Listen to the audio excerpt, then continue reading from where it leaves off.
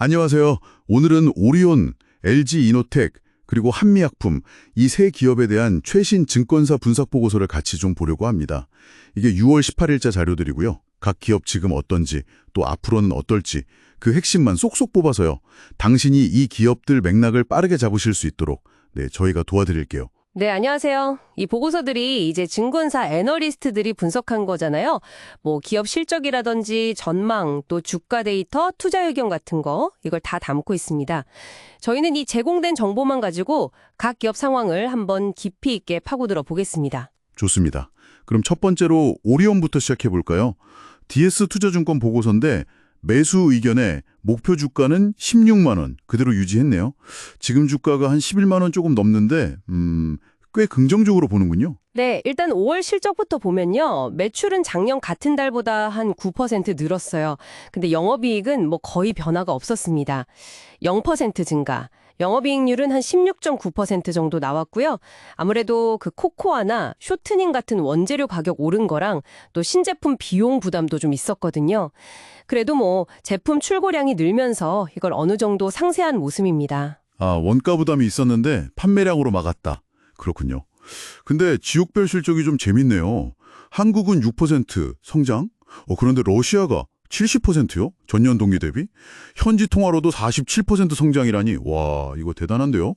아니, 러시아에서 갑자기 왜 이렇게 잘 팔린 거죠? 네, 보고서를 보면요. 현재 수요가 진짜 강해서 공장 가동률이 뭐 120%를 넘길 정도였다고 합니다.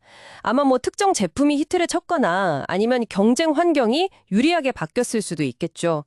다만 이제 원가 부담 때문에 수익성 자체는 좀 떨어졌어요. 아, 수요는 폭발했는데 이익은 좀 덜 남았다. 네, 그렇죠.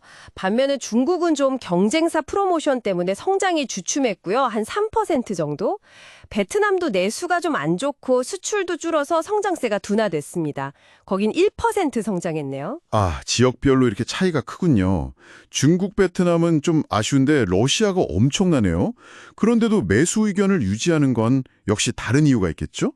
그렇죠. 이제 2025년 기준으로 보면 해외 매출 비중이 한 68%될 걸로 보거든요. 근데 이제 한국, 특히 러시아의 이 높은 성장이 중국이랑 베트남 부진한 걸 충분히 메우고도 남는다. 뭐 이런 판단인 거죠. 게다가 앞으로 한국, 베트남, 러시아 공장 생산 능력 확장 계획도 있고요. 또 주주환원 확대 기대감, 이것도 긍정적으로 보고 있습니다. 그래서 2025년, 2026년 매출이랑 영업이익도 계속 꾸준히 성장할 거다. 이렇게 예측하고 있어요. 네, 오리온은 역시 해외 시장, 특히 러시아의 성장이 계속 중요하겠군요. 자, 다음은 LG이노텍으로 넘어가 보겠습니다. 여긴 대신증권 보고서인데요. 매수 의견은 그대로인데 목표 주가를 22만 원으로 한 15% 넘게 내렸어요. 이건 좀 신경 쓰이는데요. 왜 그런 거죠? 네, 이게 목표 주가를 내린 가장 큰 이유는요. 2분기 실적이 생각보다 안 좋을 것 같다. 이런 전망 때문입니다. 영업이익을 한 458억 원 정도로 예상하는데 이게 기존 추정치나 시장 기대치보다 좀 낮은 수준이거든요. 가장 큰 원인으로는 환율을 꼽고 있어요. 아시다시피 1분기 평균 환율이 1,452원 정도였는데 2분기에는 1,406원 정도로 떨어졌잖아요. 그러니까 원화 가치가 오른 거죠. 달러로 번 돈을 원화로 바꾸니까 액수가 줄어드는 효과가 생긴 겁니다. 아, 환율 하락. 그렇죠. 수출 많이 하는 기업이니까 이게 바로 타격이 오는군요.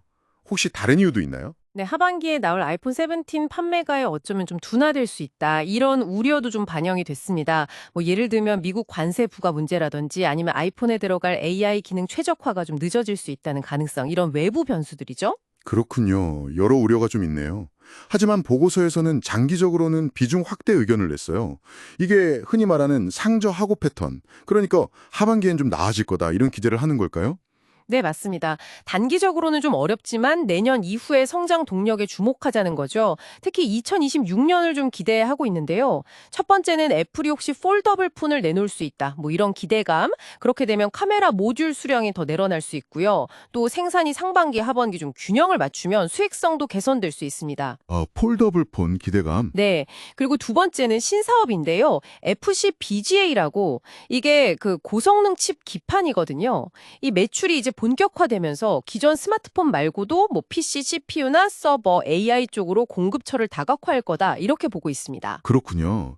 FCBGA로 이제 사업 포트폴리오를 넓히려는 거네요. 단기 실적은 좀 아쉽지만 미래 기술에 대한 기대감은 여전하다 이렇게 봐야겠군요. 네, 그래서 당장 2분기에는 주력인 광학 솔루션이나 기판 소재 쪽은 좀 주춤하겠지만요. 전장 부품 쪽은 그래도 계속 양호한 성장세를 보일 걸로 예상하고 있습니다. 알겠습니다. 자, 그럼 마지막으로 한미약품 살펴보겠습니다. 하나증권이 이번에 처음으로 커버리지를 시작했네요. 매수 의견에 목표 주가는 40만 원을 제시했어요. 현재 주가가 29만 원대인데 와, 상당히 높게 잡았는데요. 어떤 점을 좋게 본 걸까요? 네, 여기서 가장 크게 보는 건 역시 경영 정상화에 대한 기대감입니다. 작년에 그 거버넌스 이슈가 좀 있었잖아요.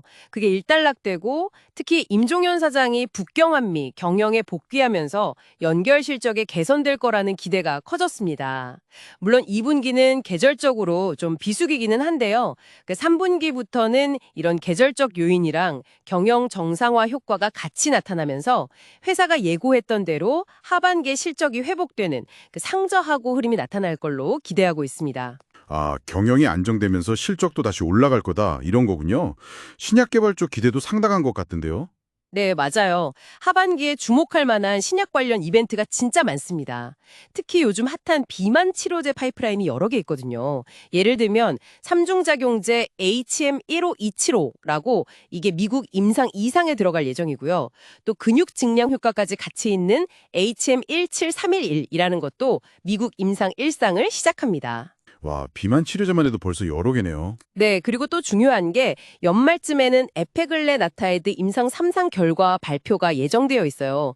이게 만약 성공하면 국내 최초의 GLP-1 계열 비만 치료제가 될 수 있습니다. 아시겠지만 GLP-1이 요즘 제일 주목받는 방식이잖아요. 그렇죠. 에페글레나타이드 이게 성공하면 정말 큰 건이 되겠네요. 또 다른 파이프라인은 없나요? 또 있습니다. 그 MSD의 기술 이전한 MSC 치료제 에피노페그두타이드라고 있는데요. MSC는 이제 대사 이상 관련 지방 간염을 말하는 거고요. 이 약의 임상 2비상 결과도 내년 상반기에는 확인할 수 있을 예정입니다. 그래서 이런 실적 회복 모멘텀이랑 풍부한 신약 개발 모멘텀, 이걸 바탕으로 올해 연결 매출 한 1조 6천억 원, 영업이익은 2,600억 원 정도, 이 정도의 안정적인 성장을 전망하고 있습니다. 목표 주가 40만 원도 이런 파이프라인 가치랑 또 비슷한 제약사들 평균 가치 평가를 고려해서 나온 거고요. 네, 오늘 이렇게 세 기업 보고서를 쭉 훑어보니까요. 오리온은 지역별로 좀 다르지만 러시아 같은 성장 동력이 있고 LG이노텍은 단기적으로 좀 어려워도 장기적인 기술 잠재력이 크고 또 한미약품은 경영 정상화와 함께 신약 파이프라인에 대한 기대감이 아주 높다는 걸 확인할 수 있었습니다. 참 각기 다른 상황과 기회를 가지고 있네요. 네, 그렇죠. 근데 여기서 우리가 한 가지 더 생각해 볼 점은요. 이 모든 분석들이라는 게 결국은 현재까지 나온 정보를 바탕으로 한 예측이라는 거죠. 예를 들어 아까 LG이노텍 얘기할 때 나왔던 뭐 미중 간의 지정학적 긴장, 뭐 관세 문제 같은 거요. 아니면 한미약품의 비만 치료제처럼 경쟁이 아주 치열한 분야도 있고요.